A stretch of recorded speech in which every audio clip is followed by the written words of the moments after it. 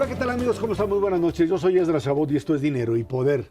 Bueno, pues la sobrerepresentación que quiere Morena en el Congreso de la Unión para poder cambiar la Constitución sin contrapeso alguno tiene al oficialismo y a la oposición enfrascados en una dura discusión. Cada uno da una lectura, una interpretación de la ley de acuerdo a sus intereses, pero el artículo 54 constitucional dice que ningún partido puede tener más del 8% de sobrerepresentación. Nos acompaña aquí en el estudio de Dinero y Poder José Woldenberg, analista político, exconsejero, presidente del IFE, del entonces IFE. Pepe, muchas gracias por estar aquí con nosotros. No, gracias por la invitación. Luis Miguel González Macarios, que tiene muy buenas noches. A ver, vámonos con el tema de la sobrerepresentación. A ver, el legislativo cometió algún error en el momento en que no estableció, digamos, no precisó cuál debería ser el límite de coaliciones o partidos. Y esto fue un hoyo que le permitió, si no mal no recuerdo, al PRI tener un poco más de diputados, nunca en esta proporción, y después a Morena en el 18 y en el 24. ¿Por qué no se manejó así? A ver, quizá hay que hacer algunas precisiones. La reforma constitucional que está vigente es la reforma de 1996. Cuando se discutió hubo dos propuestas polares. La de la izquierda, particularmente el PRD, que decía que el porcentaje de votos debía traducirse exactamente en porcentaje de escaños, que se podía dejar el modelo de 300 uninominales y 300 plurinominales, pero que los 200 corrigieran la sobre y la subrepresentación. Esa era la posición. Del otro lado, el PRI decía que en los escenarios más probables no iba a haber mayoría absoluta y que eso iba a ser muy difícil gobernar a la Cámara. Y entonces, no sé si recuerden, veníamos de la existencia de una cláusula de gobernabilidad que convertía la mayoría relativa de votos por mandato de ley en mayoría absoluta. De 42 a 50, ¿no? 42-2 a 50.2, ¿no? Entonces se llegó a una negociación pragmática, ni representación proporcional, pero tampoco una sobrerepresentación excedida. Y se pusieron no uno, sino dos límites. Uno del 8%, entre votos y escaños, y el otro de no más de 300 diputados, es decir, no más del 60% de la Cámara. Incluso en aquel entonces se dijo, eso garantiza que ninguna fuerza política en singular pueda cambiar por sí mismo la Constitución. Así se hizo. Ahora bien, recordemos cómo aparecían las coaliciones en la boleta. Separadas. No, juntos. Juntos, sí, es decir, los partidos políticos juntaban sus sellos, sí, claro, o generaban uno nuevo. Sí, sí. Entonces, partido y coalición, para estos efectos, eran una y la misma cosa. No podías diferenciar. Por eso, por ejemplo, esto lo tengo muy fresco porque yo estaba ahí en el Instituto Federal Electoral, por eso en 97, en 2000, en 2003, ningún partido político logró el 50% más uno de la Cámara. ¿Por qué? Porque ningún partido y ninguna coalición tenían más del 42.2% de los votos. Y así nos seguimos a lo largo de los años. Pero hubo una reforma en 2007 que modificó no la Constitución, sino la ley. Y en la ley donde se decía partidos y coaliciones serán equivalentes, se quitó, pero no se quitó para sabotear estos límites, se quitó por otra cosa. Y ahí están la iniciativa de reforma, ahí están los dictámenes, ahí está la discusión en la Cámara. ¿Por qué se quitó? Porque se modificó la fórmula en que los partidos aparecían en la boleta cuando se coaligaban. ¿Cuál fue la razón que se dio? Miren, tal y como estamos ahora, nadie puede saber cuántos votos aportó cada partido en la coalición. Y de esa manera, pues ningún partido jamás pierde su registro. Porque ¿qué le pedían los pequeños al grande?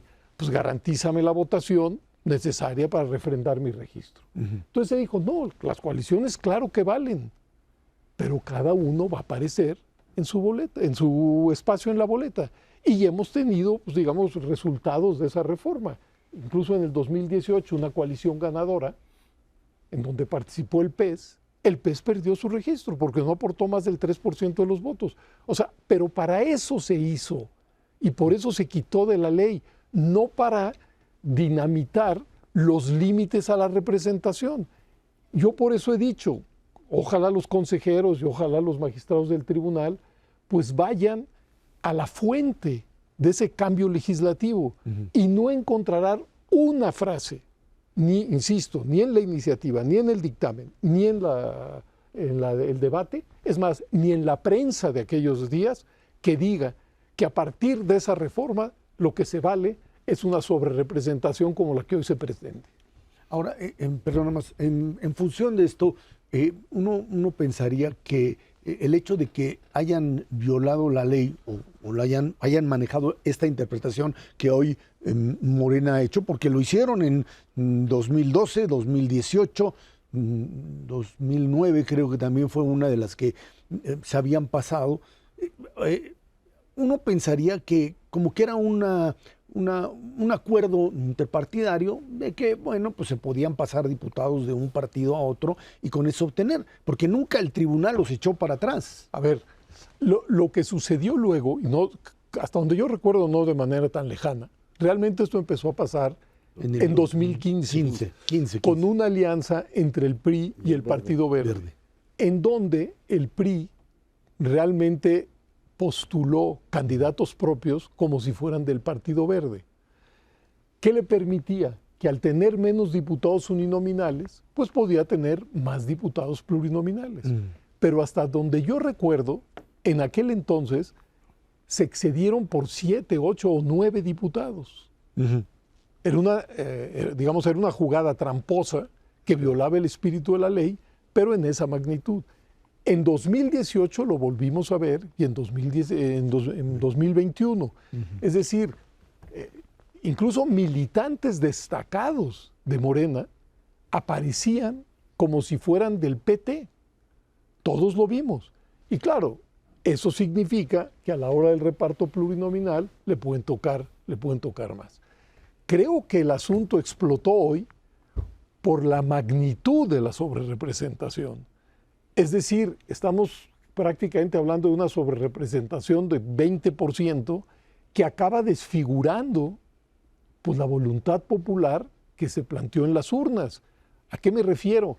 No puede ser que un partido con el 54% de los votos, que puede ser como el 58% una vez ajustado y quitado los votos anulados, los votos del PRD, etcétera, etcétera, puede llegar hasta el 58%, acabe con el 74% de la representación y el otro 42% acabe subrepresentado en esos extremos.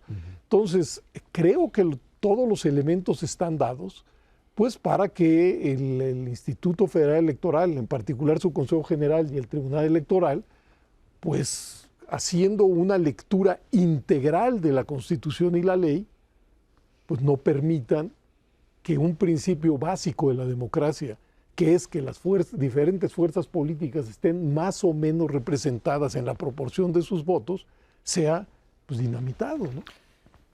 Para los que nos están escuchando, seguramente una de las cosas más importantes es qué sigue y dónde están las instancias clave. Has mencionado tu Instituto Nacional Electoral, has mencionado el Tribunal.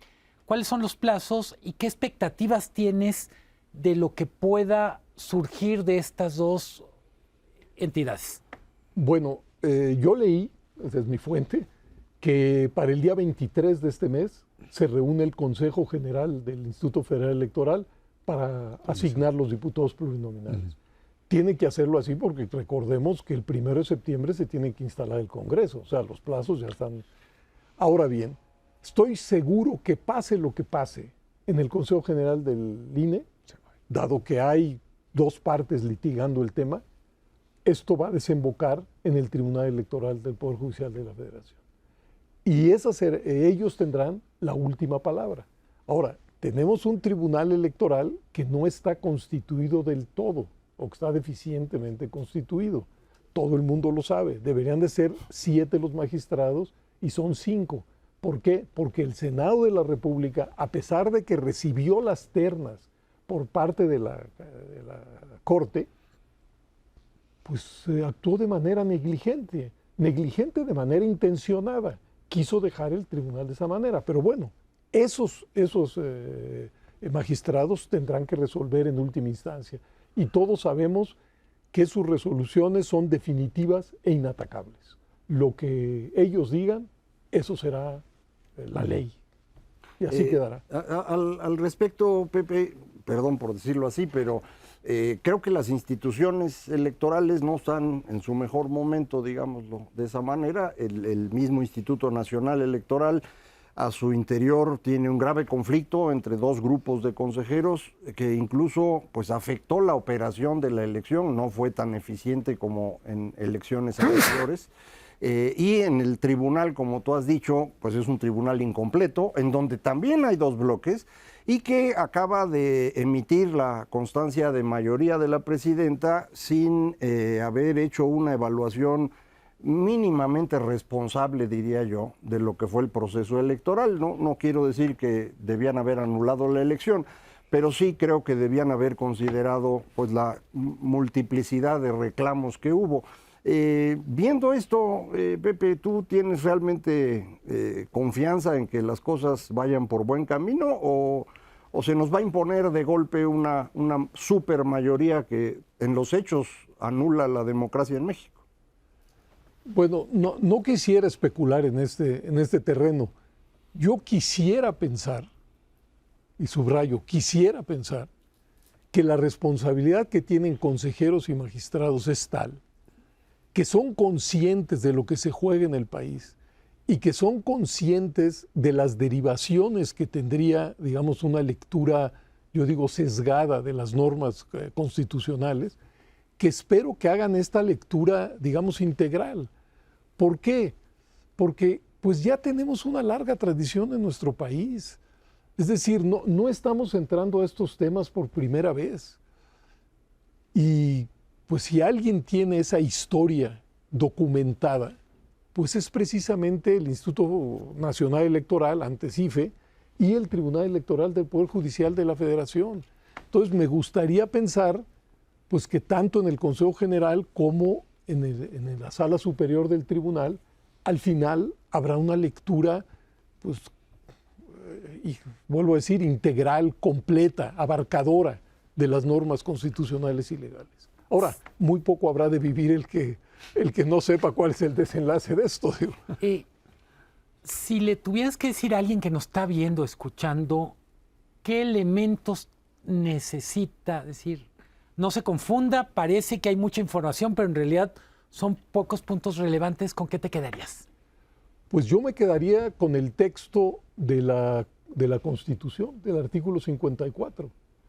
Es decir, para mí, en una de sus fracciones está claramente establecido que la sobrerepresentación no puede ser superior al 8% y no puede ser superior a los 300 diputados. Sea coalición o sea partido. Sea coalición o sea partido. E incluso se ha dado, porque en efecto en la Constitución habla de partidos.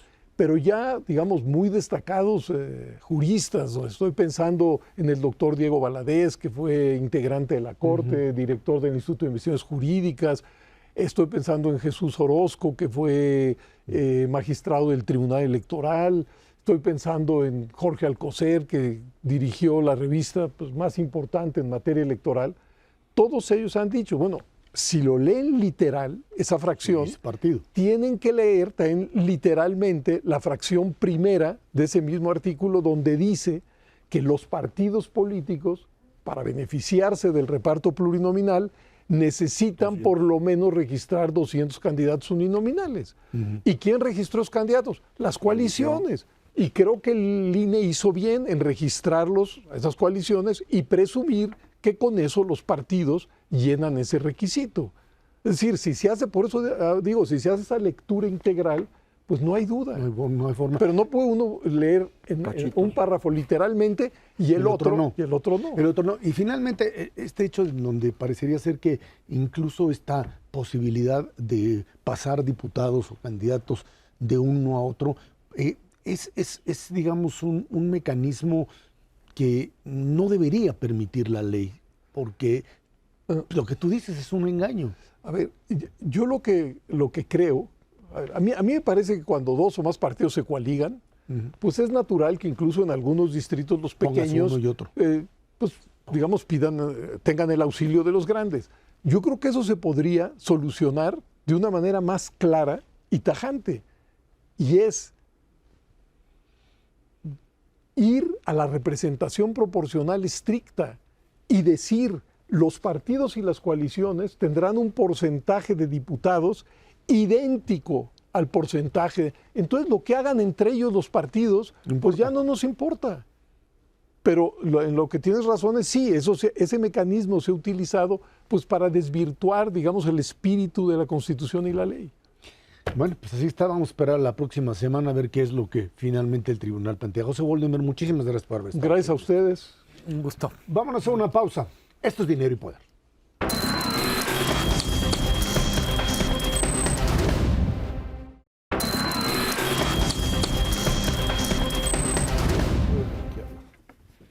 El fin de semana, el Mayo Zambada, ya sabe usted quién es, publicó una carta en la que señaló que sí fue secuestrado y narra cómo fue engañado, dice, por Joaquín Guzmán López. Eso dice él o su abogado.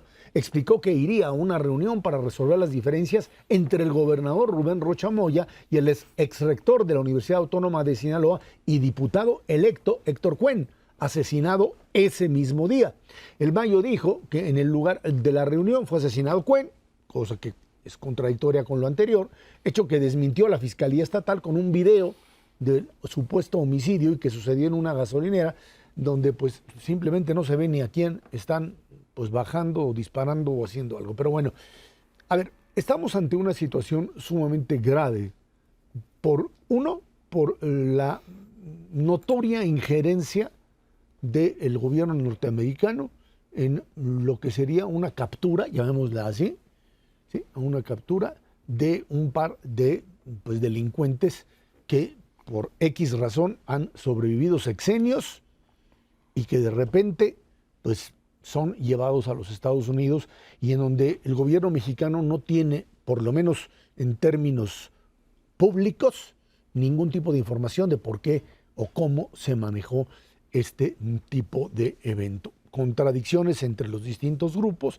y por supuesto, bueno, pues un ingrediente que está dando ahí la vuelta es finalmente la propia participación de Rubén Rocha, del gobernador, que pues dice que se fue en un jet privado y ya no le sigo contando desde dónde lo sacó. No, pero síguele contando. Lo sacó, dice que sí le siga contando. Pues de una empresa. El señor Vizcarra, de su carne. De su carne o de Salud Digna, una institución que pues, provee servicios de salud muy baratos. Y bueno, pues dicen, el señor se fue el mismo día, que él nunca fue a esa reunión. Algo raro ahí, Macario. Hay muchas cosas raras. Primero, la defensa del gobernador no es defensa. El que no haya ido no significa que no haya convocado y luego ya no fue. Eso no lo sabemos. Sabemos que sí había un conflicto entre él y el señor Cuen, que antes habían sido muy amigos. Los dos fueron rectores de la Autónoma. Los dos son de Badiraguato, que es el pueblo que pues casi nadie había visitado hasta que al presidente actual se le ocurrió irlo a ver al menos una vez por año. Que es de donde es el Mayo y de donde viene pues el crimen organizado en México famoso, el cártel de Sinaloa. Tiene lógica que se haya llamado al señor Zambada a ser árbitro entre estos dos, porque pues el poder que controla Sinaloa es el poder del cártel, no el del gobierno. Eso es sabido, nada más que ahora pues ya lo tenemos incluso por escrito de parte del abogado del Mayo. Entonces, pues no está tan claro que el señor gobernador se pueda librar tan fácil de esto, ya no digamos frente a la opinión pública, sino frente a los que se entiende eran sus socios y ahorita no han de estar contentos porque al menos a uno ya lo traicionó. Lo del asesinato de Cuen, la defensa que hizo la fiscalía sacando el video es un absurdo total, porque ellos habían dicho que habían matado al señor Cuen cuando le intentaron robar el auto. El video no muestra ningún intento de robar ningún auto, es como una especie de ejecución en la que además no se perciben disparos. Es una cosa realmente rara, no sabemos quién estaba en la camioneta. Entonces esto es un margallate. Y además habría uno, perdón, a ver, Luis Miguel, además habría que plantearlo que si esta es una prueba, no tenía por qué la fiscalía soltarla, porque es parte de un proceso, ¿no? Bueno. Hay una novela de un de un escritor norteño que me encanta el título porque creo que viene al caso. Dice, porque parece mentira, la verdad nunca se sabe. El escritor es Daniel Sada. Es tan complicado armar el rompecabezas, entre otras cosas, porque la parte que más está hablando es el abogado de un narcotraficante, y yo diría que por principio tenemos que desconfiar de eso, pero desconfiar en todos y cada uno de los casos y no solo cuando nos conviene hacerle caso. Tenemos, creo que lo explicaba muy bien Macario, tenemos un montón de datos y cada quien hace las conexiones que puede o quiere. Lo extraño en cualquier caso es que volvemos a las preguntas de toda la vida. ¿Cómo es que una persona puede durar 50 años siendo un delincuente tan, vamos a decir, tan productivo como delincuente sin ser pescado? Sobrevivió todos los gobiernos locales, nacionales y me atrevo a decir todas las administraciones estadounidenses. ¿Qué es lo nuevo? Aparentemente Estados Unidos, por razones que no sabemos, se hartó y puso manos a la obra.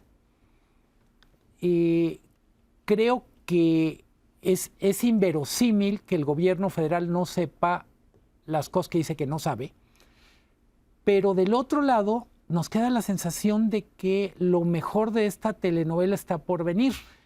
Hay una serie de narcos que es horrible recomendar, pero el Cártel de los Sapos, que plantea un momento en la vida del narcotráfico colombiano muy importante, que es cuando los narcos empiezan a traicionar unos con otros. Eso es un sapo en Colombia. O sea, creo que estamos viviendo un momento parecido porque tenemos que uno de los hijos del Mayo es informante desde hace 3 años cuando menos. Aparentemente algunos de los personajes que forman parte del cártel del Chapo o de la rama del cártel del Chapo también son informantes. Y lo único que parece claro es que le informan a todos menos al gobierno mexicano.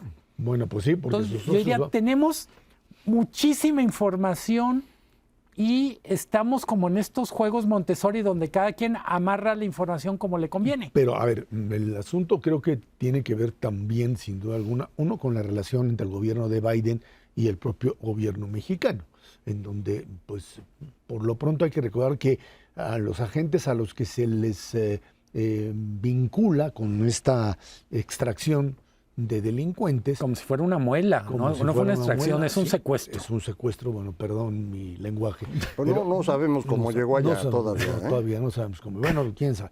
Pero bueno, en todo caso, volvemos otra vez a estos mecanismos, lo que tú hablabas de verdad mentira, en donde, como el asesinato de Colosio y el asesinato de Kennedy, etcétera, a la hora que metes las versiones una frente a otra, terminas dejando prácticamente abierto el expediente sin poder aterrizar en una, van a decir que es un absurdo, verdad histórica, ¿sí? En donde digas, bueno, por lo menos esto fue lo que sucedió y que cada quien se invente lo suyo. A menos que en el gobierno norteamericano, en este o el que viene, gane quien gane allá, haya una intención manifiesta de establecer pues un ajuste de cuentas con aquellos que no colaboraron con ellos. Quise dejar la sensación de que no sabemos nada de nada. Por ejemplo, sabemos que uno de los guardaespaldas del Mayo era comandante de la policía adscrita a la Fiscalía de Sinaloa. Y decía ayer la señorita Vilchis que un policía no hace verano, pues es como rima del Chapulín Colorado, porque basta con que un elemento importante de un cuerpo policíaco participe como guardaespaldas para decir, bueno, entonces que no hay controles internos. Bueno, desde los años 70 hasta que dejó de existir la Policía Judicial Federal, todos los comandantes de la Judicial Federal terminaron trabajando para el narcotráfico. Entonces, no necesitas un policía de verano, tienes un verano completito, ¿no? Un elemento aquí primavera y otoño. Sí, un elemento que también vale la pena subrayar es que todo indica que el gobierno estadounidense no solo no le avisó al gobierno mexicano, sino tampoco a la DEA. Eso es importante. Entonces, creo que esta fue una operación que trató de ser exitosa. y para ser exitosa pues había que evitar los de la DEA que tenían contacto con el señor Zambada desde hace muchísimo tiempo, según dicen, pues le fueran a avisar. Y también al gobierno mexicano, porque ya ves, anoche nos enteramos, un exgobernador con una orden de aprehensión en la Ciudad de México, pues lo rescata la Policía Judicial de la Ciudad de México. Me dices, bueno, pues con razón no avisa, ¿no? Pues no avisaron. Ahora, lo que queda también muy claro en este juego es que estamos ante un fenómeno en donde tanto las policías locales o las federales o la federal están desconectadas entre sí y generan esta idea de que yo no soy el responsable de eso.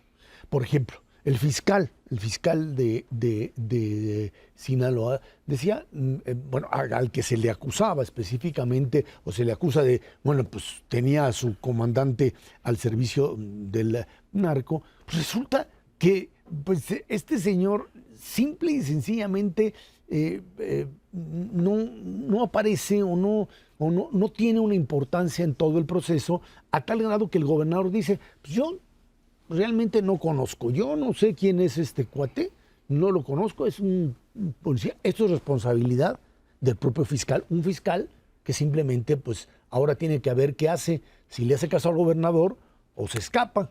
A ver, y de broma decíamos justo antes de empezar el programa con José Woldenberg, cómo no están tan independientes los temas de elecciones y narcotráfico. ¿Sinaloa? Yo creo que la principal amenaza para la estabilidad de México electoral, económica, social, es el narcotráfico. Y en ese sentido también me parece que no podemos dejar que las cosas queden como, bueno, no entendemos y como no entendemos, pues hay que pasar la página. Me parece que hay prisa de algunos actores por decir, es que ya hay que cambiar de tema. Yo digo, no, es que creo que esto puede ser la oportunidad para empezar a entender y empezar a resolver, por ejemplo, temas como relaciones entre narcotráfico y clase política. Es verdad, como decía Sheinbaum, no hay que adelantar juicios, etcétera, pero tampoco hay que postergar las investigaciones y no hacernos tontos. Tenemos que llegar hasta el final. Porque pues hay ahí bastantes testimonios de lo que fue 2021 en Sinaloa en términos electorales, la participación del crimen organizado y en otros lugares, en donde, bueno, esto también es una parte fundamental de la política mexicana. Vámonos a una pausa y de regreso, datos económicos precisamente para esta economía. Esto es Dinero y Poder.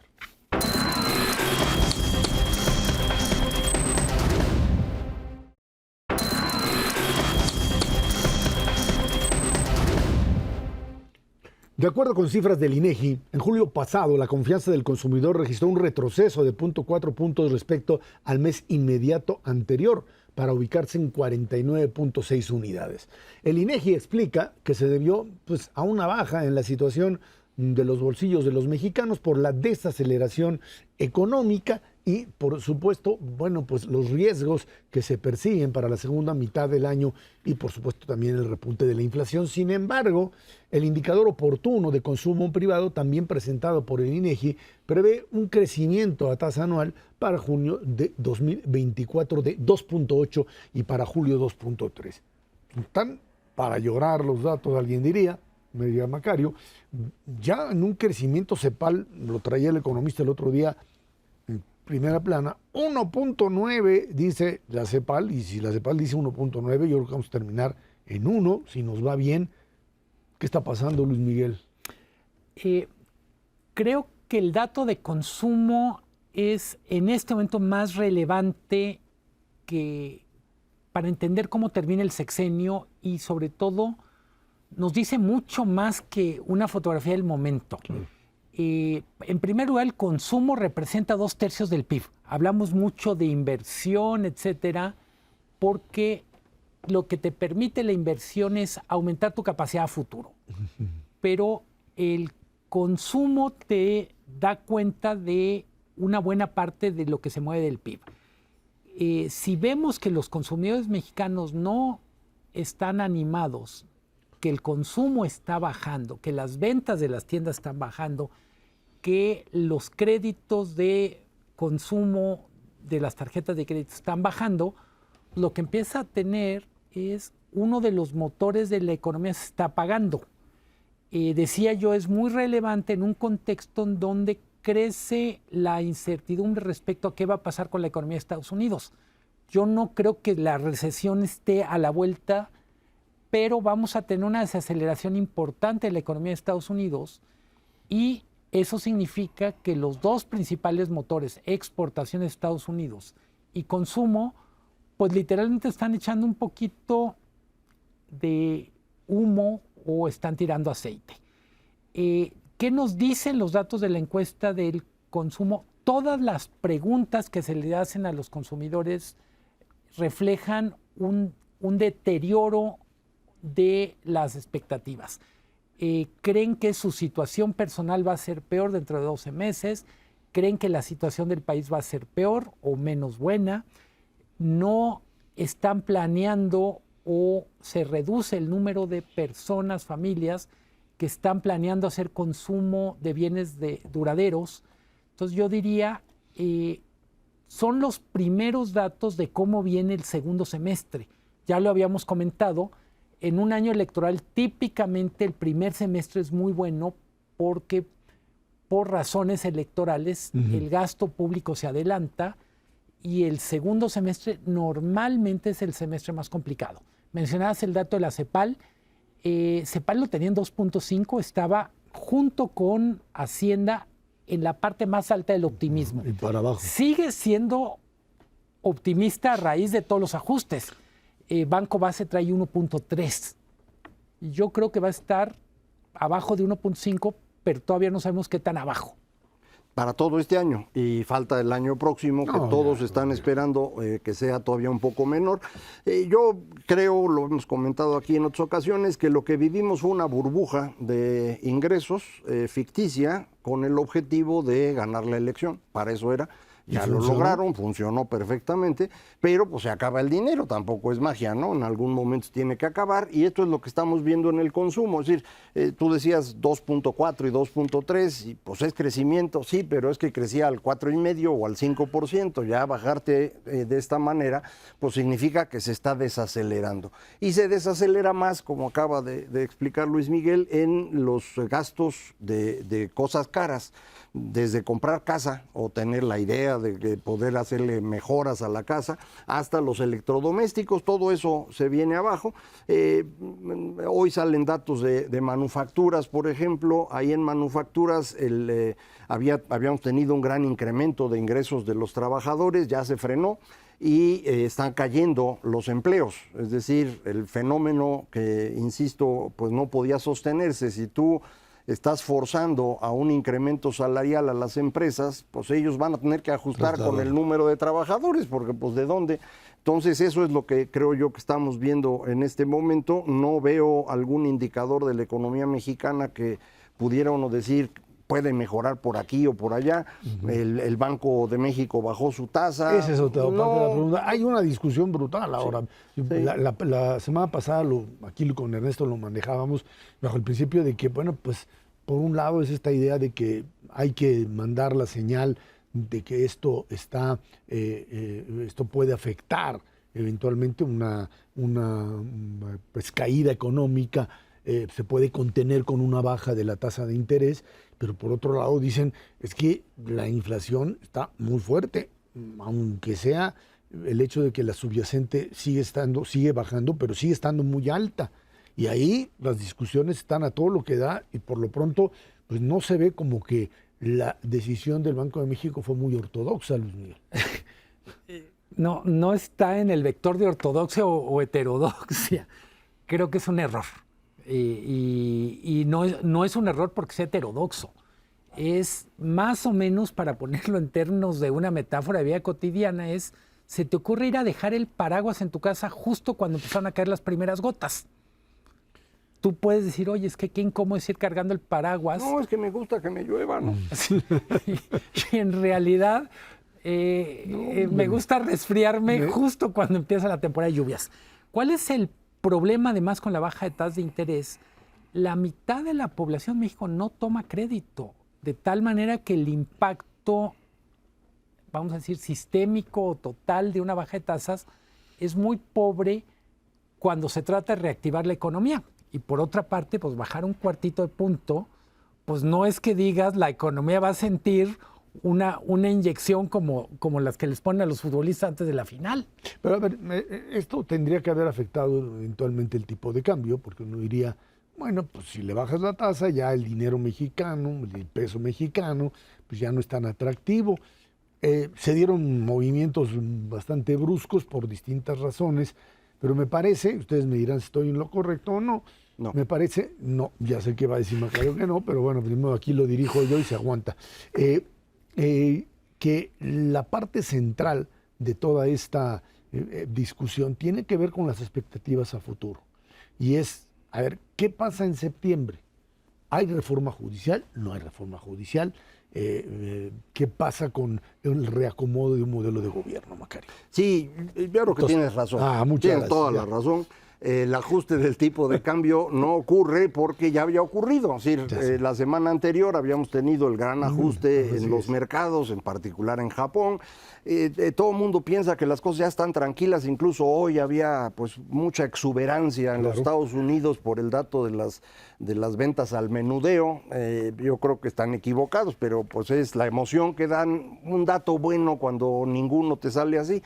Entonces, pues el peso mexicano, en lugar de regresarse a 18.50, pues se quedó en 18.80. Arribita, hoy a lo mejor está un poco mejor, pero mañana que salga el dato de actividad industrial igual se mueve para el otro lado. El caso es que estamos 2 pesos y 60 centavos por encima de donde estábamos, que eran 16. Y esta diferencia le está costando al gobierno mexicano en el costo financiero de la deuda 10 veces más de lo que gana por la reducción del cuarto de punto.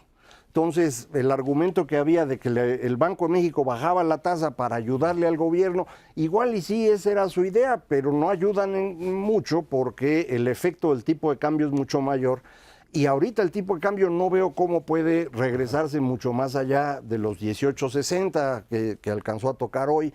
Yo creo que tenemos enfrente, como tú bien dijiste, un mes de septiembre que puede ser bien complicado si siguen con la necedad de destruir los organismos autónomos, destruir el sistema electoral y acabar con el Poder Judicial. Las 3 cosas son complicadas, la primera y la tercera son particularmente serias en materia económica.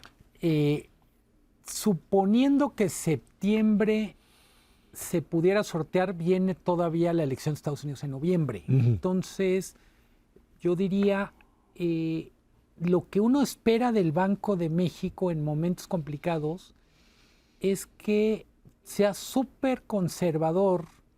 Digamos, corresponde al Banco de México en este momento el papel del cinturón de seguridad o del freno en la conducción de un coche, los seguros de las puertas. Yo sinceramente no espero que sea desde el Banco de México donde tengamos las señales para impulsar la economía.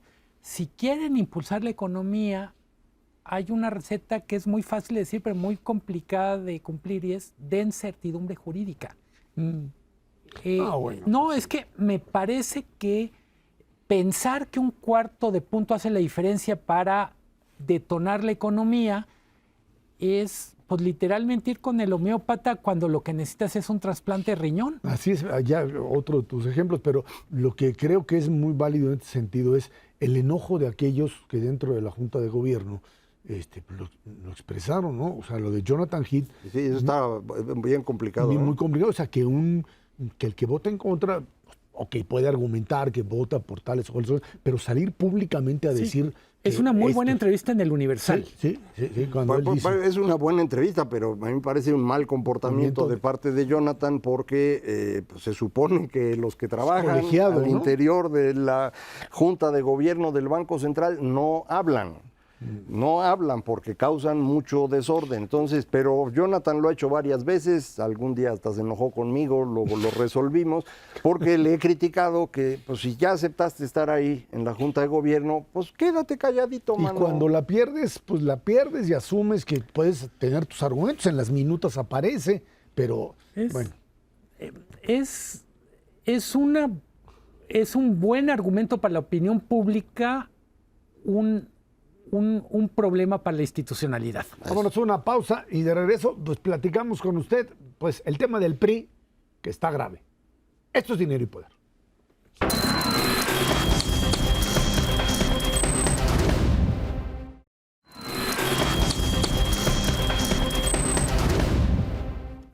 Bueno, pues en medio de la polémica y del rechazo de expresidentes nacionales del PRI, Alito Moreno se reeligió como dirigente nacional, mandó al diablo a las instituciones priistas y pues dijo, aquí me quedo hasta que se me pegue la gana. Será hasta 2028 y en ese año podría reelegirse si todavía pues tiene capacidad para estar al frente del PRI 4 años más hasta 2032. Y bueno, pues ya ve usted, Fidel Velázquez puede ser una buena inspiración. Exdirigentes nacionales del PRI han impugnado y criticado la reelección de Moreno, incluso la han impugnado a autoridades electorales. Lo cierto es que el PRI ha perdido mucha fuerza política a nivel nacional y pues por supuesto esto no le permite, digamos, tener una mejor óptica o una mejor percepción por parte de la ciudadanía. El pleito de Alito es pleito como el de, puedo compararlo con el de Ana Guevara, de que aquí mis chicharrones truenan y ustedes se van, y hasta Amalio Fabio Beltrones, que son parte de lo que era, digamos, ahora sí que el padrino de toda la clase política priista, pues lo manda el diablo y le dice además, tú tienes 80 años. No tiene 80 años, pero pues ahí le falta poquito. Era 70 más el IVA, sí, yo me imagino que por eso le salió así el dato. Pero lo cierto es que Alejandro Moreno, Luis Miguel, quedó prácticamente como dueño del partido y que pues, es ahora una mercancía con un valor importante por presupuestos, por prendas, en donde pues se volteó a ver a sus amigos del Partido Verde y a los del PT y dijo, y en una de esas hasta MC, pero en otras condiciones, y decir, pues vamos a hacer usufructo de este negocio, ¿no? Probablemente es más un caso de psiquiatra que de ciencia política esto. El PRI lleva un buen rato en un proceso de autodestrucción y este es pues yo diría parte de esa historia. No es tan insignificante lo que sigue teniendo el PRI. Ayer mismo un tribunal le da el triunfo, por ejemplo, en la alcaldía de Monterrey, a un priista. Adrián de la Garza. Hay lugares donde el PRI, yo diría, tiene fuerzas vivas, gobierna Coahuila, gobierna Durango. Más o menos. Y en el fondo no ha terminado este capítulo, es decir, todavía hay heridas internas que va a tener que cicatrizar, pero la pregunta es la que planteas tú, ¿y para qué quiere el partido Alito? Lo que casi todos apostamos es porque quiere vender las 4 fichas que le queden al mejor postor. El problema es que si pasa el tema de sobrerepresentación, y el PRI se vuelve irrelevante. Claro. Y si no pasa, también estamos en problemas.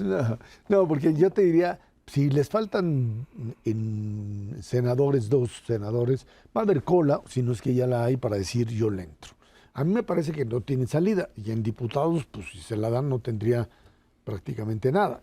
La bronca después que se puede armar es cierto, pero yo no le veo que el PRI pueda tener, en el sentido de la negociación política, una ganancia, Macario. Quizá la tenga en términos económicos, porque por lo menos de aquí a 3 años que hay elecciones, el presupuesto que recibe, pues si no le alcanza como para todos, sí le alcanza para él, ¿no, Alito? Yo creo que sería un escenario en el cual el que puede ganar es Alito, no el PRI, y el que ganaría sería Morena, en caso que fuera necesario, como bien decías. Vamos a suponer que los argumentos que presentó aquí José Goldenberg, que son perfectamente sólidos, fueran asumidos por el INE y el tribunal y dejen a Morena con 60% de los diputados y les van a faltar 18 o 20 diputados para poder sacar sus reformas y ahí pues los del PRI ya tienen sentido. Y entonces quedaría claro por qué, si bien varios expresidentes del PRI han reclamado a las autoridades electorales que la convocatoria a la asamblea fue ilegal, que todo está mal hecho. No, el tribunal no bloqueó al PRI. Entonces, ¿por qué estaría haciendo eso el tribunal? Un tribunal que está operando para lo que quiera López Obrador, ya lo vimos con toda claridad. Entonces, pues sería lo lógico. Ellos están actuando para tener al PRI en reserva por si, por alguna razón, ven muy complicado sacar el tema de sobrerepresentación y entonces, pues ya compras al PRI, no sale tan caro. A ver, volvemos otra vez al personaje, Alito, y es un personaje muy peculiar para ser el último presidente. Vamos a decir, es el síndico de quiebra de un partido que prácticamente marca el siglo XX mexicano y que de alguna manera dejó su huella en todos los demás partidos. Recuerdo de Castillo Peraza cuando decía, bueno, parte del problema del PAN es que no nos sacamos de la cabeza el pequeño priista que todos traemos adentro. Y parte de lo que para mí es extraño con lo de Alito es, en cualquier caso, ha mostrado mucha fuerza al interior del partido para hacer lo que se le da la gana. ¿Cómo? Yo de veras todavía no lo entiendo. ¿Cómo es que se comió a tiburones como Manlio, Manlio Fabio Bertrones?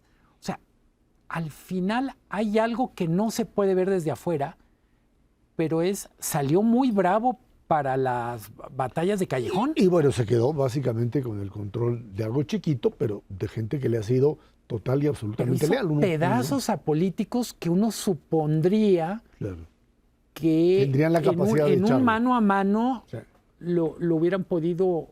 Ahora, hay que recordar que ya, digamos, desde hace un año, una buena parte de estos priistas grandototes, exgobernadores, Erubiel, etcétera, otros de esos, ya se han venido a Morena. O sea, si tú ves lo que es el espectro de Morena, pues basta tener a un PRI reconstituido en buena parte, bajo el principio de que pues ahora asumen plenamente otra vez el discurso del nacionalismo revolucionario diciendo es válido, se puede instrumentar en este momento de la historia y pues los priistas se quedan.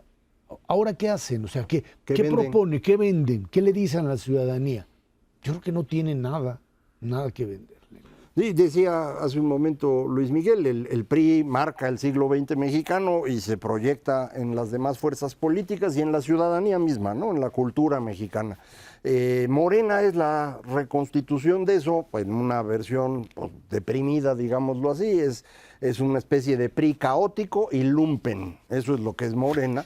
Y el tema aquí es que efectivamente saca del mercado al PRI, es decir, no tienen nada que ofrecer, lo que podían ofrecer hoy lo ofrece Morena y con presupuesto más. Entonces, pues se convierte en un partido familiar como lo es el Verde o el PT o el mismo Movimiento Ciudadano y pues eso es lo que tenemos hoy, ¿no? Un partido totote que controla absolutamente todo, que no tiene orden interno, que no tiene a las mejores figuras políticas de México y varios partidos familiares por ahí. No sé, Acción Nacional finalmente cómo logre acomodarse y si va a haber o no nuevas fuerzas políticas. Luis Miguel, ese es el otro punto. Si finalmente queda Acción Nacional, el Acción Nacional de Marco Cortés controlando esto después de la catástrofe, no sé qué puede proponer. Y nada más un momentito. El tema de lo que hicieron PAN y PRI frente a Xóchitl Gálvez, en el sentido de que a mí me queda muy claro que ellos apostaron por el negocio del partido. No quiero decir que Xóchitl no se haya equivocado y haya tenido errores importantes, pero me queda claro que los partidos decidieron jugar al negocio particular y no a la candidatura presidencial. Creo que tocas un tema central y es lo que está haciendo Alejandro Moreno en el PRI es muy parecido a lo que está haciendo Marco Cortés en el PAN. Los panistas tienen otra cultura, otra forma de pelearse, otra forma de exponer sus problemas en público, pero estamos viendo dos historias con muchos vasos comunicantes. ¿Qué es lo lamentable? Yo no lamento la muerte del PRI, sinceramente, pero sí lamento que nos estamos quedando sin contrapesos, sin más fuerzas políticas. Espero que el desenlace en el PAN no sea el desenlace del PRI, todavía están a tiempo, pero de alguna manera nos estamos quedando con un partido hegemónico por lo que hace Morena, pero sobre todo por lo que dejan de hacer y el daño que se autoinfligen los otros partidos otrora importantes.